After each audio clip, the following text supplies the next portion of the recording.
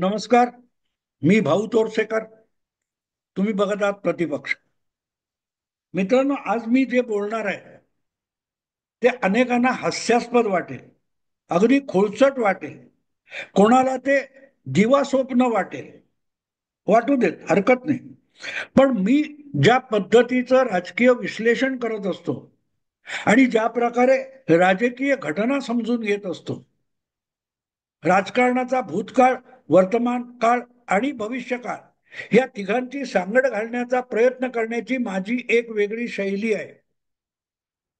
आणि त्यामध्ये मी नेहमी म्हणतो की भूतकाळाच्या भूमीवर पाय रोवून वर्तमान काळ उभा असेल तर त्याला भविष्याच्या आकाशात झेपावता येतं. आणि म्हणून आज जे काही मला दिसतंय, जगाच्या राजकारणापासून भारताच्या स्थानिक राजकारणापर्यंत ज्या घडामोडी घडतात त्याकडे मी बारकाईने बघतो आणि समजून घेण्याचा प्रयत्न करतो. तेव्हा मला भविष्यात डोकावता येतं. आणि मग दिसायला बारीक बारीक गोष्टी असतात, त्याचा दूरगामी परिणाम जो असतो तो चटकन लक्षात येणारा नसतो, पण तो लक्षात ठेवायचा असतो. एक छोटी गोष्ट तुम्हाला सांगतो. 2000 मला वाटतं 20 वगैरेची गोष्ट असावी. 2020 मला वाटतं मार्च महिना होता. 2 मार्च 2020 बहुतेक. कारण 5-6 दिवसानंतर आंतरराष्ट्रीय महिला दिवस होता. आणि त्यावेळेला भारताचे पंतप्रधान नरेंद्र मोदी यांनी एक धक्कादायक ट्विट केलं होतं. मला ते शोधून मिळालं तर मी मुद्दाम या व्हिडिओमध्ये दाखवायचा प्रयत्न करीन तुम्हाला. 2 किंवा 3 मार्च असेल, पण 2020 नक्की आहे. त्यांनी असं म्हटलं होतं की बस आता या सगळ्या सोशल मीडियातून बाजूला व्हावं असा विचार डोक्यात घोळतोय. मला गंमत वाटली. गंमत एवढ्यासाठी वाटली की ज्या माणसाने गुजरातचा मुख्यमंत्री असताना सोशल मीडियाचा अत्यंत कुशलतेने वापर करून देशाच्या राजकारणामध्ये आपली एक प्रतिमा उभी केली आणि मेनस्ट्रीम मीडियाला धुपून झोपून मेनस्ट्रीम मीडिया संपूर्णपणे आपल्या विरुद्ध अपप्रचार करत असताना भाजपला एकपक्षीय बहुमत मिळवून दिलं. त्यामध्ये मोदींचं एक महत्वपूर्ण हत्यार सोशल मीडिया होता. मग तो ट्विटर असेल, फेसबुक असेल किंवा युट्यूब असेल, जे जे काय असेल ते. पण सोशल मीडिया हे मोदींचं 2014-13 मधलं अत्यंत प्रभावशाली हत्यार होतं की ज्याच्या समोर सगळे विरोधी पक्ष मोदींचे आणि सगळा जगभरचा पुरोगामी लोकांनी काबीज केलेला मीडिया विरुद्ध असताना मोदींनी ज्या हत्याराचा वापर केला त्यातूनच मोदी बाजूला होणार म्हणजे काय. अर्थात मोदी त्यातून बाजूला झाले नाहीत, पण लवकरच आलेल्या महिला दिनाच्या निमित्ताने एक दिवस नरेंद्र मोदींनी आपल्या काही परिचित आणि विश्वासू महिलांकडे आपले सोशल मीडिया अकाउंट एक दिवस चालवायला जायचा निर्णय घेतला होता. आणि अजूनही नरेंद्र मोदी सोशल मीडियामध्ये कार्यरत आहेत, क्रियाशील आहेत. पण मग तो दिवस का महत्वाचा होता, तो ट्विट का महत्वाचा होता. मी हे सगळं युट्यूबवर बडबडतो वगैरे ठीक आहे, पण मला अजूनही यातलं तांत्रिक गोष्टी कळत नाही, माझ्या आवाक्या पलीकडच्या आहे. त्यामुळे ही सोय कुठून होते, कोण करतो, त्याच्यात कमाई किती असते काय, यातलं मला कळत नाही. पण मी मग माझे भाचे, पुतणे किंवा या क्षेत्रात माझी मुलगी इंजिनियर आहे, त्या सगळ्यांची मी एक सल्लामसलत केली की बाबांनो, हे जे युट्यूब आहे किंवा व्हॉट्सअप असेल किंवा फेसबुक असेल, ट्विटर असेल, हे असलं बनवायला किती खर्च येतो, किती गुंतवणूक लागते. तर त्यांनी एक सरासरी काढून मला सांगितलं की 100 कोटी रुपयामध्ये असला एखादा सोशल मीडिया प्लॅटफॉर्म आरामात उभा करता येईल. तेव्हा मी त्यांना म्हटलं की मोदींनी हे जे काय ट्विट केलंय की आता सोशल मीडियापासून बाजूला व्हायची वेळ आली आहे असं मला वाटायला लागलंय. याचा अर्थ जर या मीडियाचा वापर जागतिक राजकारणामध्ये किंवा आंतरराष्ट्रीय मुत्सद्देगिरीमध्ये गैरलागूपणे वापरला जात असेल तर असला प्लॅटफॉर्म, असली साधनं आपल्याकडे आपली म्हणजे भारतीय म्हणून असली पाहिजे असा कुठचा तरी विचार नरेंद्र मोदींच्या डोक्यात घोळतोय. आणि म्हणून मी तुम्हाला विचारलं, म्हटलं की यासाठी असं काहीतरी बनवायला किती वेळ लागेल, सॉरी किती पैसे लागतील. तर 100-200 कोटी असतील तर ते कुठच्याही एखाद्या होतकरू इंजिनियर किंवा कुशल कंटेंट काय करणार वेबसाईट बनवणारे वगैरे असतील त्यांच्याकडून मोदी असा प्लॅटफॉर्म निर्माण करून घेऊ शकतात. किंवा जर असा प्रयत्न कोण करत असतील तर देशाचा पंतप्रधान म्हणून एखाद्या उद्योगपतीला सांगून त्यामध्ये मोदी मोठी मोठी गुंतवणूक करून घेतील. आणि हे जे सोशल मीडिया प्लॅटफॉर्म जे अमेरिकेचे आहेत किंवा विदेशी आहेत त्यांना दणका देत हे सगळं क्षेत्र भारतीय प्रभावाखाली, प्रभुत्वाखाली आणण्याचा विचार कुठेतरी नरेंद्र मोदींच्या डोक्यात घोळतोय असं माझं मत आहे. असं मी या माझ्या नात्यातल्या इंजिनियर्सना बोललो होतो. तेव्हा मला सुचलं होतं, कुठचाही आधार नव्हता, कुठची बातमी नव्हती, पण मला असं विचार आलं की मोदी या बाबतीत कसा विचार करत असेल. हा जो ट्विट आलेला आहे त्या ट्विटचा अर्थ काय होऊ शकतो की हे शेवटी परदेशी साधन आहे आणि त्यामुळे त्याच्यावर परदेशी अधिकार आहे. आपण लिहिलेलं किंवा आपल्या कोणा भारतीयाने लिहिलेलं जर त्यांना आवडलं नाही तर ते ब्लॉक करू शकतात. मग आपण आपलं स्वयंभू साधन का निर्माण करायचं नाही हा विचार मोदी करू शकतात. मित्रांनो, हे सहज डोक्यात आलं होतं. पण आता मी काय ते अत्तराई किंवा अरत्ताई वगैरे व्हॉट्सअप सारखं आहे किंवा झोहो, कॉमेंट, हे जे सोशल मीडियाला नवी साधनं पुरवणार सुविधा निर्माण केल्या जात आहेत ते बघितलं तेव्हा मला त्या जुन्या गोष्टींची आठवण आली. जुन्या गोष्टींची आठवण आली. अमेरिका ही जगातली सुपर पॉवर आहे. जगात कुठच्याही देशाला किंवा कुठच्याही जागतिक संघटनेला आपल्या इच्छेनुसार वाकवणं वळवणं अमेरिकेला दीर्घकाळ शक्य झालंय. याचं कारण अशा पायाभूत सुविधा आणि जगाला गरज वाटेल अशी साधनं निर्माण करण्यामध्ये अमेरिकेने सर्वात मोठी आघाडी घेतली.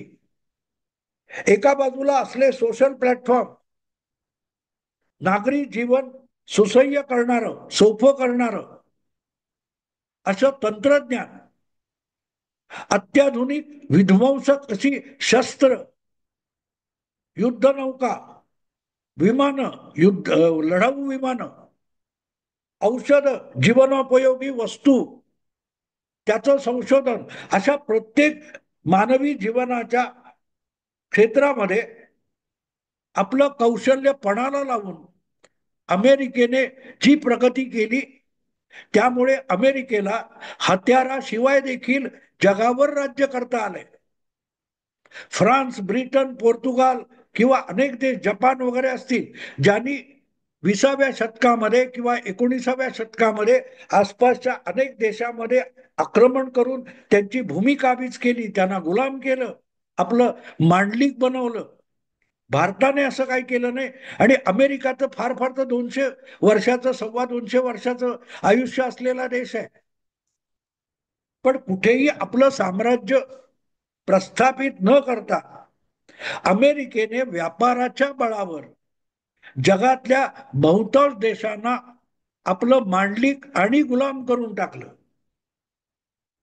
तुमच्या गरजा आमच्यावर अवलंबून आहेत आणि तंत्रज्ञानामुळे त्या देशामध्ये न जाता सुद्धा त्या देशाला आपल्याशी अंकित करता येतं, हा जो विचार अमेरिकेच्या डोक्यात आला किंवा योगायोगाने तिथे तशी परिस्थिती निर्माण झाली, त्यातून एक गोष्ट लक्षात घेतली पाहिजे की आज सुद्धा तुम्ही वेगवेगळ्या काय त्या सोशल प्लॅटफॉर्म वापरता, त्याची मुख्य साधनं अमेरिकेत आहेत. त्यांनी ब्लॉक करायचं म्हटलं की तुम्ही संपलात. त्यामुळे अशा वस्तू आपल्याकडे पण असल्या पाहिजेत, अशा सुविधा, अशी साधनं आपल्या मालकीची असली पाहिजेत. ही भूमिका नरेंद्र मोदींच्या मनामध्ये, ते ट्विट केलं मला वाटतं 2020च्या मार्चमध्ये, तेव्हा त्यांच्या डोक्यात हा विचार आलेला असू शकतो. आणि तेव्हा सुरुवात केल्यानंतर आज 5 वर्षांनी, किंवा काय तारीख कदाचित माझी चुकत असेल, हरकत नाही, पण 4, 5, 7 वर्षानंतर जर झोहो किंवा अरत्ताई, कॉमेट यासारखे सोशल प्लॅटफॉर्म भारतात तयार झालेले आहेत किंवा तयार होत आहेत, ते लोकप्रिय होत आहेत, अगदी चीनमध्ये, अमेरिकेमध्ये, इतरत्र सुद्धा त्याच्या वापराला सुरुवात झाली असेल, किंवा UPI सारखा जो पेमेंटसाठीची एक ऍप बनवलेला आहे, त्यांनी व्हिसा वगैरे सारख्या, अमेरिकन मास्टर कार्ड, व्हिसा यासारख्या अमेरिकन ऍपला सुद्धा, सुविधेला सुद्धा मागे टाकलेलं आहे.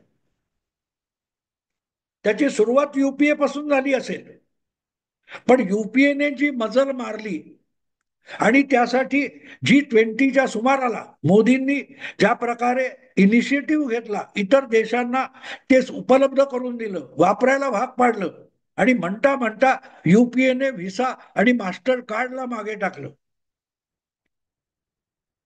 जो अरत्ताई वगैरे ज्या काय कॉमेट ह्या गोष्टी येत आहेत, त्या तुम्ही बारकाईने समजून घेतल्यात तर ही जगद्गुरु, विश्वगुरु किंवा महाशक्ती होण्याच्या दिशेने टाकलेली पावलं आहेत.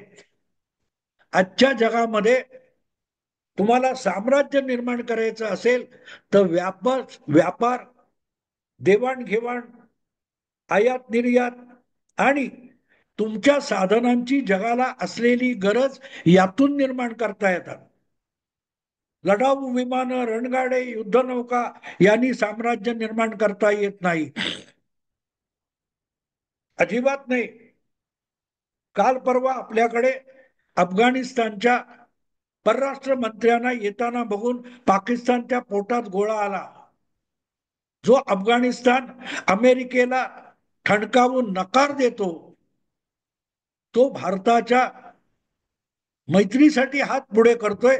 याचं कारण देवाणघेवाण, व्यापार, मैत्री, आणि मैत्रीतून साम्राज्य. अमेरिकेने बलशाली म्हणून सगळ्यांना दादागिरी केली. भारत जगाला दाखवून देतोय की आम्ही बलशाली इतक्यासाठी होतोय की आम्ही दुबळ्याला मदत करू. कोणी तुमच्यावर गुंडगिरी करत असेल तर त्याच्यासाठी आम्ही तुमच्या मदतीला येऊ. अडवणूक करणार नाही, सावकारी करणार नाही. आणि हे सगळं लक्षात घ्या तुम्ही, आणि मग त्याच्याशी तुम्ही तुमचं युनो मध्ये अडवली गेलेली व्हिटो पॉवर लक्षात घ्या. अमेरिकेला दणका देण्याची वेळ आली आहे. अमेरिकेच्या मर्जीने भीक म्हणून आम्हाला व्हिटो पॉवर नको आहे, आम्हाला कोणाची मान्यता नको आहे की आम्ही एक शक्तिशाली देश आहोत, आम्ही सामर्थ्यशाली अर्थव्यवस्था आहोत. यासाठी आम्हाला कोणाकडूनही प्रमाणपत्र नकोय, मान्यता नकोय. आम्ही आमच्या कर्तृत्वाने आम्हाला जगासमोर सिद्ध करू. तुम्ही मान्य करा न करा फरक पडत नाही आम्हाला. ही भूमिका म्हणजे नरेंद्र मोदी आहे, आणि याची सुरुवात त्या ट्विट पासून होते, कदाचित त्याच्या आधीपासूनची असेल, पण त्यासाठी कृतिशीलता जी होती ती मार्च 2020 ट्विट तिथून होते. आणि मग या सगळ्या गोष्टी तुम्ही जोडल्या तर युनो मध्ये अमेरिकेला डोळे वटारून दाखवणारा तुमचा विदेश मंत्री जयशंकर, मुंबईत येऊन धडकलेला ब्रिटनचा पंतप्रधान प्रचंड शिष्टमंडळ घेऊन येतो, मुंबईत येतो. त्या शिष्टमंडळाला मुंबई मधल्या मेट्रो, अमुक तमुक, आधुनिक विमान व्यवस्था, मस्त रस्ते सगळं दाखवणं, याचा अर्थ कळतोय मित्रांनो.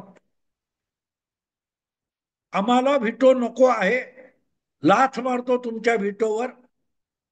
आम्ही आमचं स्वतंत्र युनो निर्माण करू शकतो, जिथे कोणालाही व्हिटो नसेल.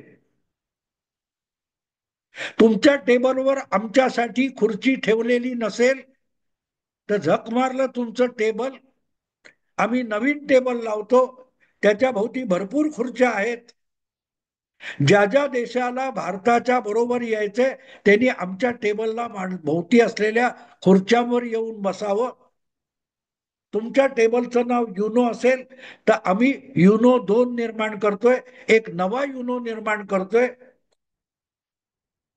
हे भारताने केलेली एक अघोषित घोषणा आहे.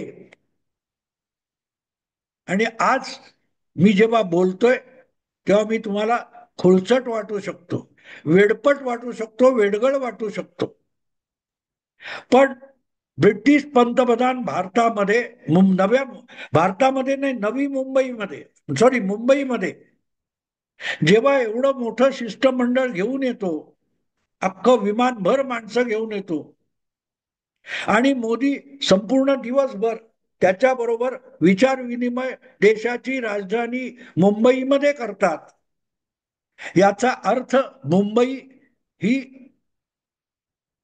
आगामी काळामध्ये, भविष्यामध्ये जगाची दुसरी राजधानी होणार आहे. मित्रांनो, न्यूयॉर्क न्यूयॉर्क न्यूयॉर्क म्हटलं जातं. न्यूयॉर्क ही जगाची राजधानी आहे, कारण न्यूयॉर्क मध्येच भारतात युनोचं हेडक्वार्टर्स आहे, मुख्यालय आहे. त्या न्यूयॉर्क मधल्या युनोला पर्याय निर्माण करण्यासाठी जर दुसरा युनो निर्माण करायचा असेल, दुसरा राष्ट्रसंघ निर्माण करायचा असेल तर त्याच्यासाठी मुख्यालय लागणार आहे.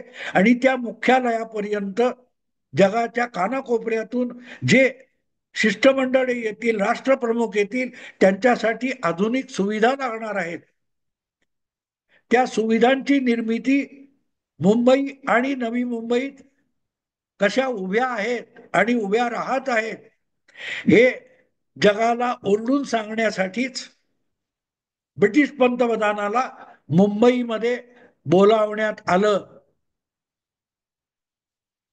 मुंबई नजीक नव्या मुंबईमध्ये प्रचंड मोकळे जमीन आहे. तिथे अत्याधुनिक स्वरूपाचं जागतिक मंच म्हणून नव्या राष्ट्रसंघाचं मुख्यालय उभं राहू शकतं. भारत ही अमेरिकेलाही धक्का देऊ शकेल, रशिया चीनला सुद्धा नम्र करू शकेल, युरोपला वाकवू शकेल, अशी नवी महाशक्ती आहे. आणि म्हणूनच कालबाह्य झालेल्या युनोला बरखास्त करून किंवा दुर्लक्षित करून नवी जागतिक रचना आणि जागतिक संघटना भारत उभारणार आहे. आणि त्याचं सुरुवात, त्याचा शुभारंभ नव्या मुंबईच्या विमानतळाच्या उद्घाटनापासून झालाय. कारण त्या विमानतळाचं उद्घाटन आणि ब्रिटिश पंतप्रधान 150 एकापेक्षा एक महत्वाच्या ब्रिटिश व्यक्तींना घेऊन मुंबईमध्ये संपूर्ण दिवस पंतप्रधान नरेंद्र मोदींबरोबर बातचीत करतो, याच्याशी ह्या गोष्टी निगडीत आहेत. मित्रांनो, एका वाक्यात सांगायचं तर नवी मुंबई ही पुढल्या काळात जगाची नवी राजधानी होणार आहे. मुंबई महाराष्ट्रापासून तोडली जाण्याच्या गवल्गना सोडून द्या. मुंबई ही फक्त महाराष्ट्राची नाही, मुंबई देशाची आर्थिक राजधानी नव्हे तर मुंबई ही जगाची राजधानी होण्याचे वेध आता जगाच्या राजकारणाला लागलेले आहेत. आणि त्याचे सगळे धागेदोरे जोडून विचार करा. मला वेडा म्हणा हरकत नाही, पण मी जो विषय तुमच्या समोर मांडलाय, जे मुद्दे आणि जे धागेदोरे मांडलेत, त्याचा एकत्रित विचार करा. मग तुम्हाला कळेल मी काय म्हणतोय ते. ते कधी होईल मला माहित नाही, 10 वर्ष, 15 वर्ष, 25 वर्ष, कदाचित 2050 मध्ये न्यूयॉर्क पेक्षाही मुंबई महत्वाचं शहर झालेलं असेल. आत्ता थांबतो. आवडलं लाईक करा, शेअर करा आणि प्रतिपक्षाला सबस्क्राईब करा. नमस्कार.